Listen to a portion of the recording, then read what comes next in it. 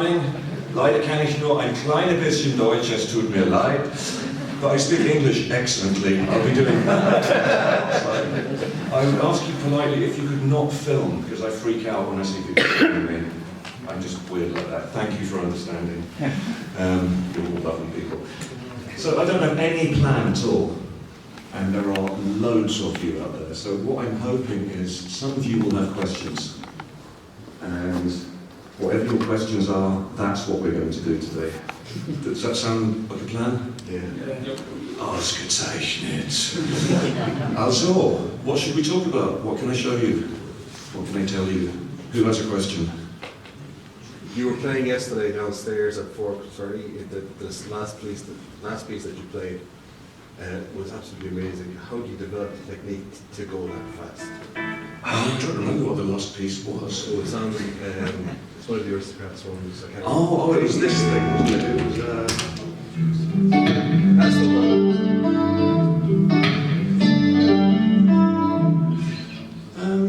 That's one of my slow ballad type pieces. One of those at the end of it, which is like ludicrous. Okay, I play too many notes, but not because I have this Olympic mentality. I'm not interested in terrifying other men who play guitar. Tremble at my picking hand. It's for me, partially I think playing fast can be funny. That's one of the things I like about it. And also, if you look at me, I'm a skinny, twitchy, blinky, coffee-drinking kind of person. The music I hear in my head goes pretty fast sometimes, so that's how I ended up with the technique I have. Just trying to play all the madness that I hear in my head.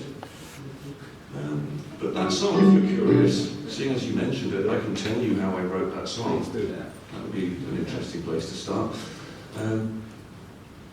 For those of you who neither know nor care, I'm talking about a song on the first Aristocrats album. It's called That Asteroid. And it started just with these two chords.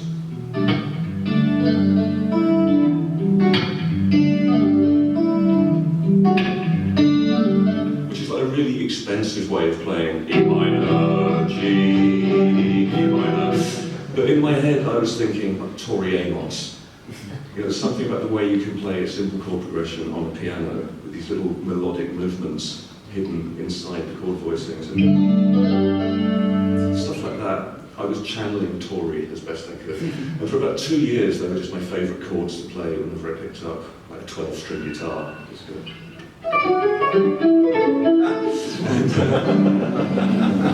And I thought, where do I want this to go? And gradually it turned into a song that had a lot of different sections in it. And so the next chords that came to me were...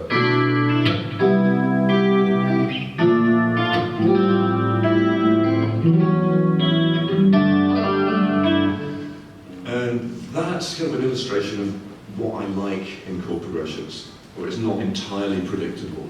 I like chord progressions where you can't just use one scale over the whole section. So something like that, normally you would expect it to go back down.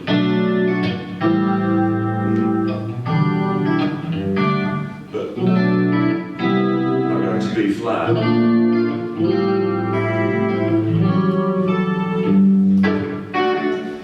That just had a little more of that sort of Steely Dan, Stevie Wonder, unexpected chord in the middle of a string of predictable chords. So some surprise, but not too much surprise. That's what I look for. I think there's a spectrum of chord progressions with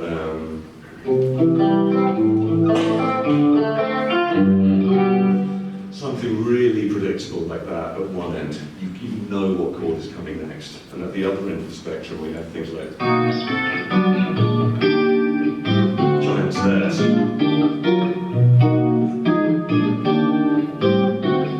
Which is deliberately confusing. You don't know what to do next. I like to be somewhere in the middle. So that's one way of looking at chord progressions. Where are you on that spectrum of predictability? And then, what happened next? I heard this kind of snaky melody in my head. And at first it was just a shape. Yeah, I think like a snake, that's the best way I can describe it, kind of slithery melody. And I figured to play it, I would have to work out fingering where a lot of notes were on one string.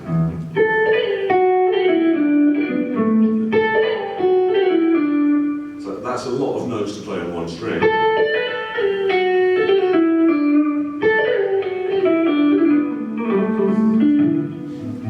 And the other thing I enjoyed about that is not all the notes are the same length. To me, it's just my personal taste. Sometimes if I hear a melody, all the notes are going all the same length, it becomes kind of a little bit too predictable. I like it when the melody has shape, so if you have a burst of fast notes, and then a pause for breath. That's kind of what I look for. It's a window into my madness. And then there was another section of the song where I wanted to hear 8-finger tapping over strange chords. This is often a motivation for me, like, why would I write a song? Often it's because it's something that I would like to hear, and I can't find it anywhere else. It's like, well, I suppose I better do it myself then I'll be able to listen to it. So I wrote the song a long time ago, and it was when people had just started doing 8-finger tapping conspicuously. And it seemed like everyone had these great tricks, but they always worked over one chord. And I wanted to hear a similar texture over a slightly more jazz harmony. So I invented a silly chord progression, which sounds like this. Let me see.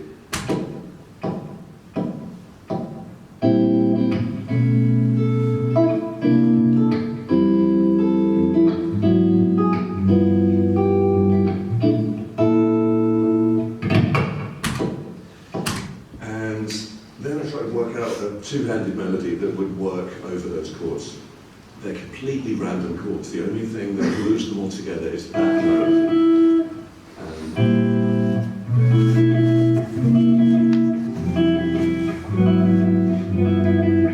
So the chords do make sense. Without that note, it would just be nonsense. So I came up with this. No, I've lost the chords now. Forgive me, old people's journey. Yeah.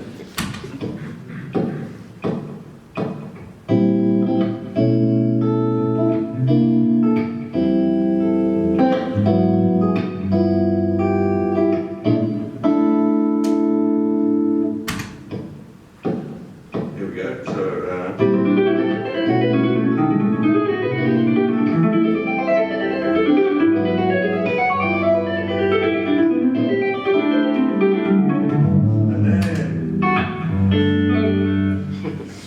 So I guess I'm just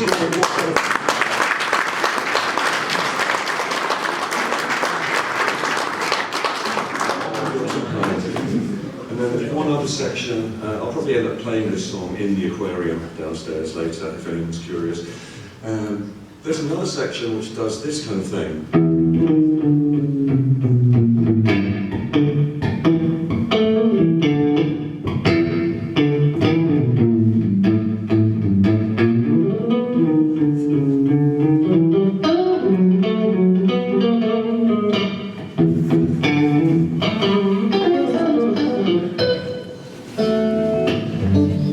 If you're curious, what I was thinking there was big band. I want to hear loads of people with trombones and shit playing that all in unison. And now when I play it, it's a power trio, it's just guitar, bass and drums, but in my mind, it's still a big band. So it's some of the stuff I think about when I write a song. See, that was loosely connected with the question. Tenuous links. Who else has a question? What do you have for, you made this bullet blues that was for jam tracks some years back, I guess, and it's a quite impressive sort of improvisation, I would think, all throughout. What are you thinking? What kinds of scales of, besides the obvious pentatonics, are you thinking there, or are you thinking scales, or are you just going? Awesome question. That's just set me off on all the things I like to talk about when there aren't any questions, so thank you. We're on my wavelength. Let me start by saying, with those Jam Track Central songs, I don't know what any of them are called. I will go to their studio for a day, and they'll have a bunch of backing tracks, and I'll say, so what's the next one? They say, oh, it's in C minor. You'll figure it out. And then later, they'll kind of release it as a commercial product, and I discover that that song's called "Missing You So Much" or something like that. It's the one in C minor, and I improvise over it. So sometimes I have awkward moments where someone says, "Oh, I really like that song of yours," whatever, and I've never heard of it. So I'm not sure what was the name. Bullet blues. It's sort of a groovy. I would say probably an A minor blues. Could be wrong there. Okay, let's start with A. What do you play over A minor? I think some guitar players hold themselves back by trusting scales too much and having this idea, if I just learn enough scales, then I will be awesome. And that to me is like, you want to become a novelist. So you learn the alphabet, and then you learn how to type the alphabet really quickly. You know, it's not what the alphabet is for, but without the alphabet, of course, you can't write your book. So for me, a scale is just a bunch of notes which work quite well over a chord. And the trap happens when you memorize your scale diagram. And you think, okay, I know the scale now, what else can I do with it? Play it faster. But what you perform is basically what you have practiced. And if you play those notes in that order all the time, then when it comes time for you to improvise and express yourself, that's the pattern of notes that will come out, because that's all your fingers know. So I think the first thing you have to do is jumble those notes up and play them in every conceivable order. Preferably with a real chord going on in the background. And then I'm addressing the men in the room here, because only men suffer from this problem. Don't immediately try to play the scale faster and faster and faster. We are programmed to do this, right? But you miss all the nuances. You miss the fact that every note of a scale is like a different ingredient in a recipe. Every ingredient brings a different flavor. So to learn what's unique about each different note in the scale, you really have to slow it down and decide where it is on the spectrum. Like I talked about a spectrum of predictable chord progressions and really surprising ones. And when you're choosing what note to play over a chord, there's a different kind of spectrum with really obvious at one end. That's the most obvious note you can play. And really disgusting at the other end. And every note lives somewhere different on that spectrum. So if you're thinking about playing right notes or wrong notes, that's a very binary approach, very black, white, on, off. And actually there are many shades in between. So I should stop talking and demonstrate some of this, I guess.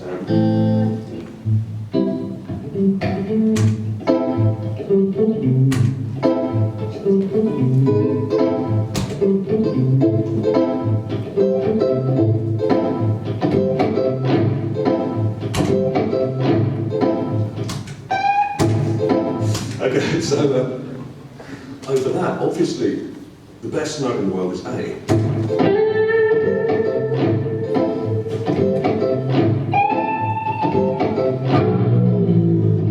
And I really can't improve on that. There's no note in the cosmos that complements that chord better than A, because the note and the chord have the same name. But if I just go, name that song.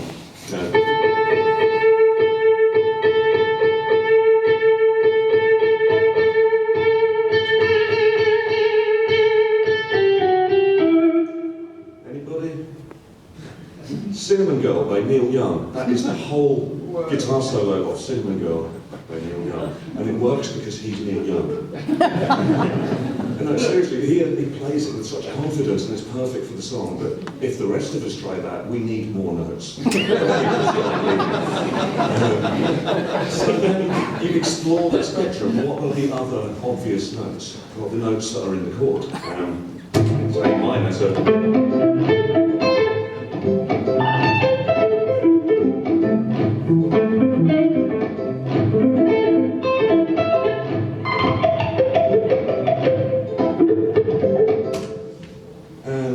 If you're more of a metal person, you would doubtless go C because that's what you have to do. But it's the same thing. It's like you have to use all the notes that are already in the chord. So you're not adding any new information. You're just agreeing with the chord. And all of those notes sound good. If you want to take things a little further, you don't throw those notes away, you keep those notes and add some more. So you might say, now let's go full pentatonic on this chord. See how it likes that. So that way you keep those notes that are in the chord and you add.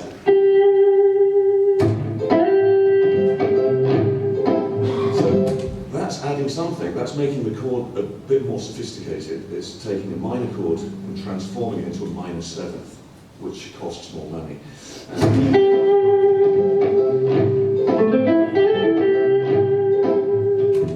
And it sounds slightly less final than playing A. So it's not a full stop, it's more like a semicolon or 3 dots. It's like, okay, that note's not wrong, but what's coming next? Yeah. And then the other note in the minor pentatonic, which is not in the chord, is this one. And it's, if I really emphasize that, I predict that you will start getting annoyed with me, but it's a risk I'm willing to take.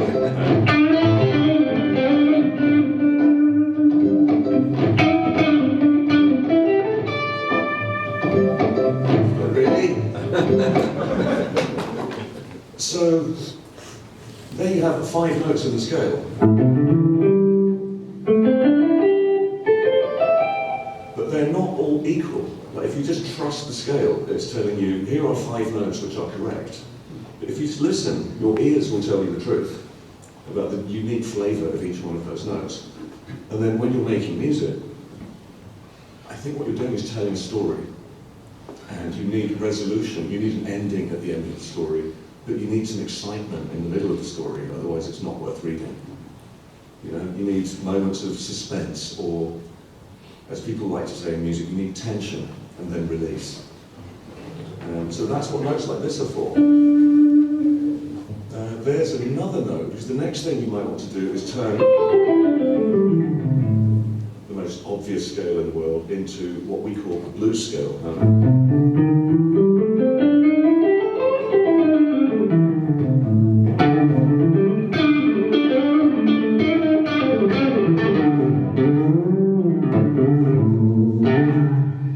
So the new note, if you isolate it, let's enjoy this awesome new note.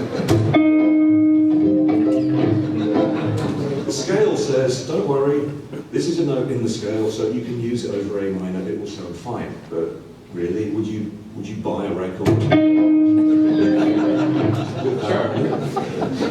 So again, you have to make friends with the note, learn what kind of character it has.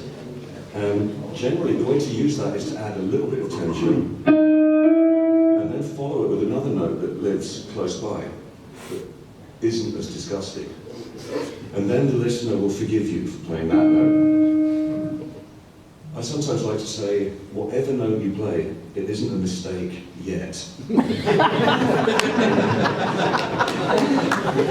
There's usually a way to navigate, so people think that you want to play that note. It's part of the fun of improvising. Don't get into trouble and then rescue yourself. Does that make sense? Yes.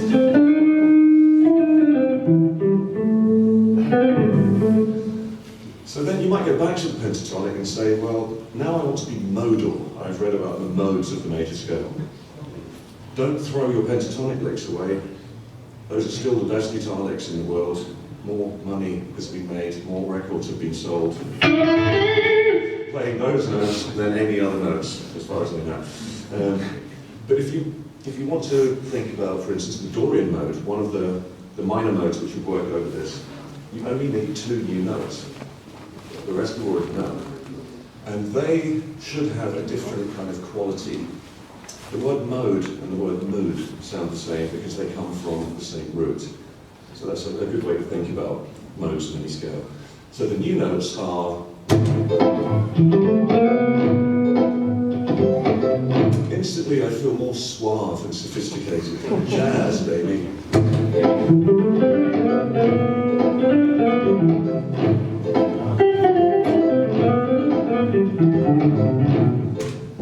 into an elevator near you. And the other one, even more so, it has a unique flavour.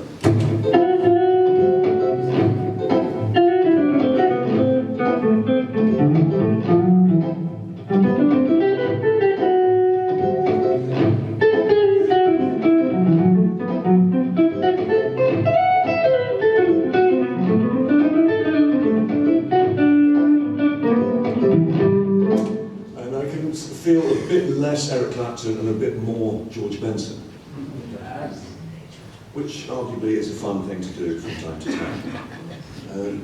So you can vary the balance between those notes. I could sound like a blues guy who knows the mode but isn't overusing it, and you get these kind of things.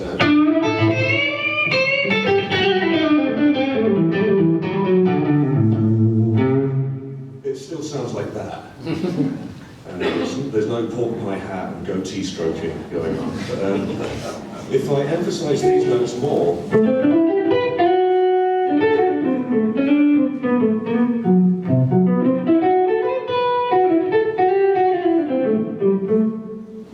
instantly there's more emphasis on the jazz flavour and less emphasis on the blues flavour. Not because you've changed all the note size, the same scale, but because you know what's unique about each component note. You can vary the effect that you're creating. Is this all good? Yeah. You can take it one step further. We're only playing 7 of the notes right now. The scale book will generally tell you you can only play 7 notes, anything else will be a mistake. And if you try out the other notes, yes.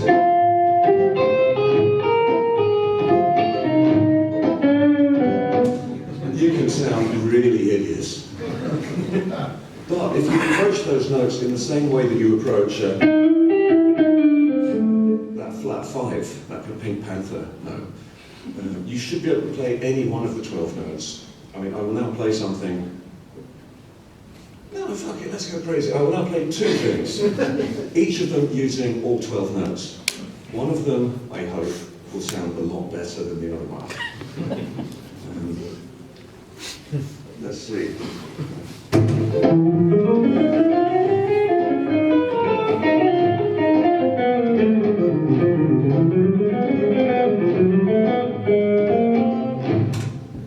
You can guess whether that was good or not. Then if I do something like this, it might not be the best guitar playing in the world, but it doesn't sound like mistakes.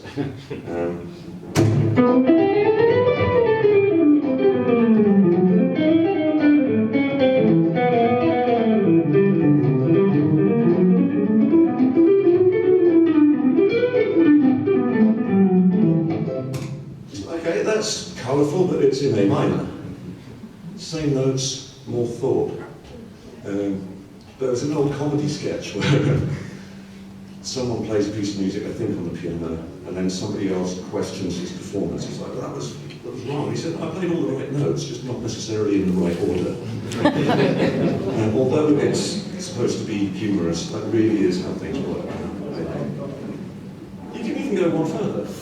So far, we've just used the 12 notes of the chromatic scale, the notes that you find on the piano keyboard.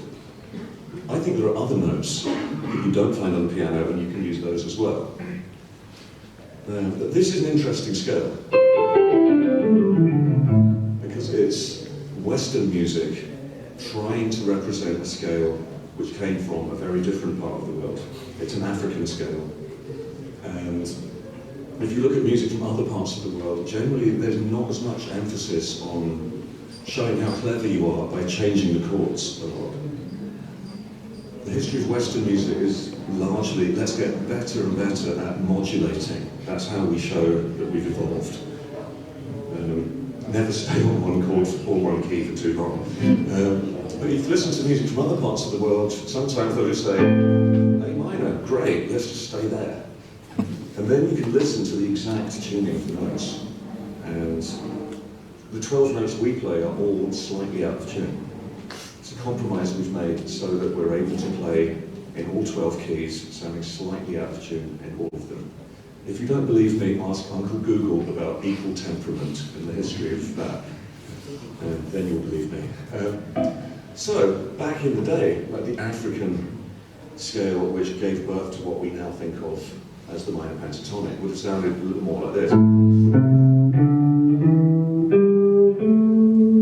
Although that's a slightly different flavour. And I think everyone's ear has learned to tolerate a minor third. Like if you're playing in A minor.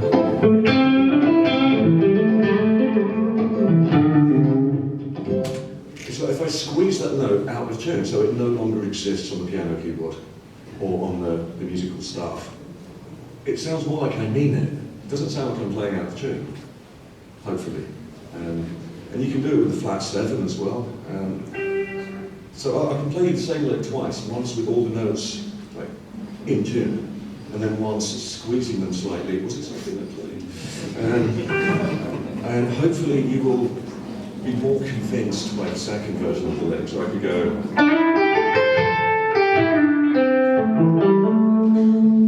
Okay, and then.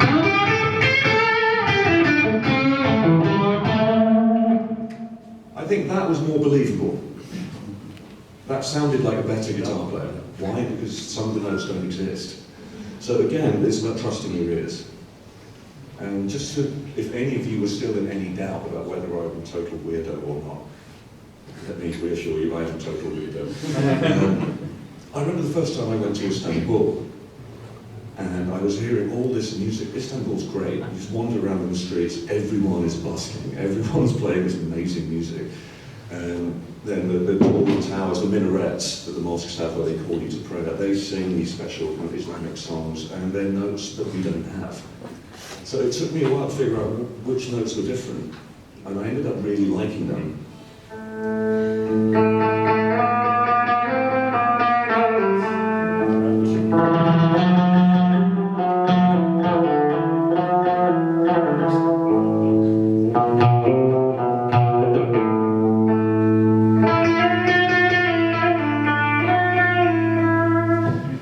If you start playing that at a blues jam, that must be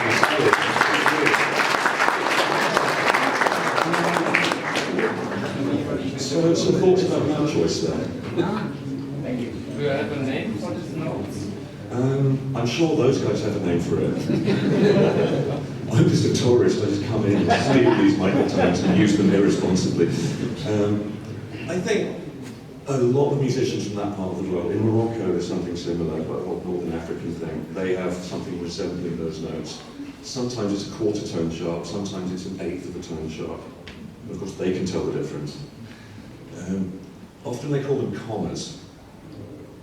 I think that a comma is a word that people who care about temperament and tuning will use to describe the difference between what a note should be and what a note is. Is this getting too strange? No. I will give you an example of how much difference there can be between a note, the way the laws of physics tell you it should sound, and the way our scale tells you it should sound. The harmonic series, you can do this on any open string, or you can do it by blowing down a tube, and then blowing harder, and then blowing harder, and hearing how much the pitch raises as you blow harder. But here, what we're doing, we start with that note, and then we divide the string in two, and it goes up an octave. Well, then you can divide it in three, but you stop it from vibrating at this point, and that's also at that point. Now it's up an octave and fifth. And you go there, now you chop the string into quarters, 2 octaves higher.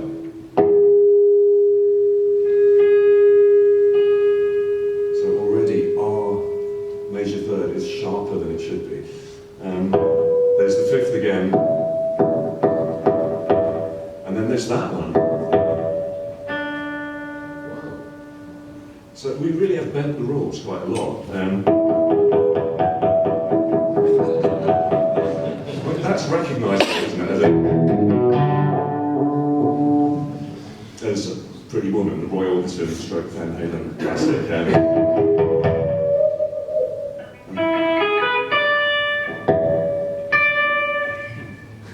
So we've just learned to tolerate these things. So that would be an example of a comma, the difference between those two pitches that should be the same.